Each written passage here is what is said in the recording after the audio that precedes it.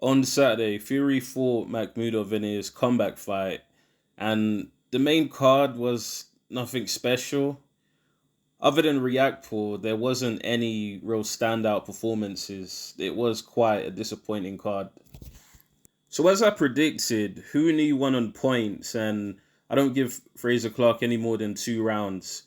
It was quite one-sided, although in comparison to any of the other fights, it was the most competitive. This was never a draw. The one judge that said it was a draw, I think this is why like British boxing sometimes just gets criticized because the bias is real. Like it was not that close at all. Even the scorecards overall were way too close. Hoodie dominated in that fight, and Clark didn't win more than 2 rounds. 3 rounds if you're being generous, but he really didn't win any more than 2 rounds. This was a good performance by Hooney, but at any moment, especially in the fourth round when Clark caught Hooney and hurt him, his chin just looked like it could have went at any moment, and it is just his biggest weakness. He does a lot of things right, but he has bad habits as a fighter. He leaves himself way too open and exposed. All it would take is someone up the levels that hits a lot harder and is much quicker than Clark, and they're just going to potentially be able to catch him and stop him. So it was a good win for him and a convincing win. But I just feel once he goes up the levels, the punch resistance is just going to be his biggest flaw. I don't understand what TKV was doing in this fight. It was so bad from him. It was such a bad performance. He made Reactpool look like a superhero in there. Like there is no excuse to come in that shape as well as a champion, but just as a professional athlete. Like I understand not everyone's gonna have the most chiseled physique and be as muscular, but he looked out of shape and it looked like he barely trained for this fight. What was the game plan? Like what were you going to do? Nothing was really working. The moment Reactpool landed his jab, it looks like he felt his power and he just thought, yeah, I'm good. I don't need to take any more of this. Because he just kind of gave up. And then when he tried to make it messy by trying to like hold, wrestle, it just backfired because Reactpool saw that coming and he just literally threw him onto the floor. This was quite this. I can't believe this happened the way it did. I actually had CK winning this fight by a decision.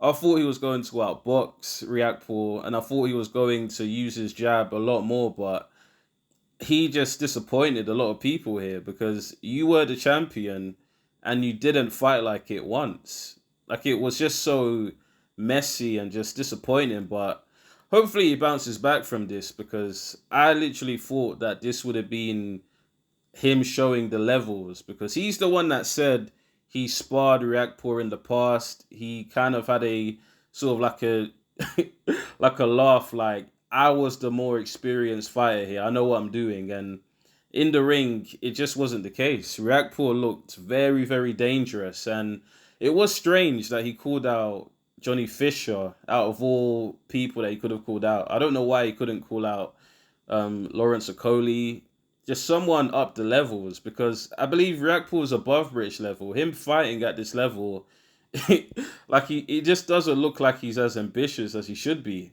Like, what is he gaining from fighting Johnny Fisher other than just the money? So this was for me the performance of the night, as this was the only stoppage, and some say it was an early stoppage. I understand, I can see why, but TKV doesn't have the equalizer. He doesn't have one punch power that's going to do anything in that moment of where Reactpour's just going at him and he's not responding. He was just going to take further punishment, and I think the referee just didn't like the fight. Like, as well as him looking out for himself, I think he just thought, this fight just stinks. Like, TKV just nah, like this wasn't it. This wasn't it. This was just a really disappointing performance from CKV. Like, what was the game plan that they had for Reactport? I thought he was going to be much more static. I thought he wasn't going to use his legs. He looks very much like he's just very late to this division, but he can potentially, maybe not get to a world title, but maybe European level, because I don't understand why like it's taken him this long to become a heavyweight. Like I don't there's not a lot of money in the cruiserweight division as it stands. So to kill yourself to make the weight, it don't make any sense. Like move up in weight. Like some of these fighters that have taken their time to move up in weight, I just don't get it. Like it's taken way too long, and now you're reaping the benefits of being a heavyweight, and now you're very much close to like the later stage of your career. Like imagine the purses you would have got if you were a heavyweight 3 years ago. The Ben and Prograis fight was barely a fight. This was more of a sending off party for Prograis, and he's had a good career. He's never been stopped, and the fact that Ben couldn't even get the stoppage and he was injured, it's just embarrassing. Like you cherry picked him to stop him. Like I'm sure one of the reasons why this payday was so high was to get the knockout that would have went viral. Like this was not meant to be a points decision win for you. This was meant to be a dominant stoppage. And if you are a free agent at this point, then it's got to be quite difficult to have any leverage with negotiations because where could you go? Like it seems like if things are as they appear, you are going to stay at Zuffa, which means the WBC belt.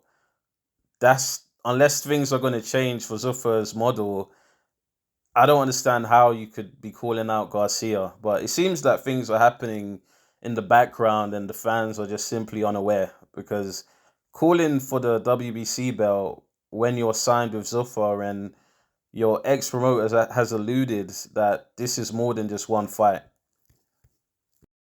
You can't even call the Fury and Makhmudov fight an actual fight. Like that was just sparring. Like Fury just shaking off the ring rust and Makhmudov being that one dimensional and slow. Like, does he not know what a jab is? Like, where? Why is he like so? Yeah, I said it before. I said he's just too limited, but I didn't think he'll be that bad. Like he was terrible, and he was clearly picked to make Fury look much better than he actually is. Fury looked very energetic in there, but against an opponent that actually moves, Fury's not going to look like that, as we've seen with Usyk. The whole promotion, just overall, like this was a fight to make many of the A sides, I guess mainly Ben and Fury, just look like much better fighters than they are, and that didn't really happen. Like the fight wasn't entertaining. I don't really want to watch it again. And it's I actually believe what Chisora is saying in regards to this fight being just boring. He's right. Like his fight may have not been the most technical, but it was entertaining. I could rewatch that again and again because of the entertainment factor. But with this fight here, like it was just sparring, and Makhmudov did catch Fury at some points, and it was surprising because he is slow. And if that was Anthony Joshua, for example, having those same opportunities to land on Fury, he's not going to be able to survive. Like, I just don't see why some people are praising this performance and giving him the benefit of the doubt because it's 16 months out. Like, he's meant to be this elite fighter, and Makhmudov will make many heavyweights look good upon their return being out the ring for a year or two. Like Makhmudov is just too limited and static. I can't believe how bad he was. But then it just makes sense. He was cherry picked to just make Fury look good. And out of 10, considering the layoff, I'd say it was maybe a 5 out of 10. He should have stopped him because Makhmudov was tired, extremely tired. Like, probably from the sixth round, Makhmudov didn't want to be in there. Like, he just kept literally rushing to his stall at the end of rounds. Like, he didn't want to be in there. So, Fury now believing that he's ready for Anthony Joshua, it just looks like he's more picking out a moment where he's thinking he may be most vulnerable because of the tragic accident that he had. But I still believe if the fight is to happen next, Anthony Joshua's still going to win and dominate. Fury just hasn't got the speed, I feel, to keep up with him. And I think that's going to be a huge factor when they fight. If they fight, hopefully they fight at the end of this year because it's just gone on way too long. Way too long. But yeah, overall, the card was disappointing. And I feel fans that actually went out there didn't get their money's worth. Like, what was the highlight of the night other than Reactpool maybe getting a stoppage? But he got a stoppage in a fight which wasn't really competitive. TKV looked mentally defeated after he felt the power of Reactpool in the first round. Like, he didn't look comfortable, he didn't look confident, and it's a shame, but that's just the way it went.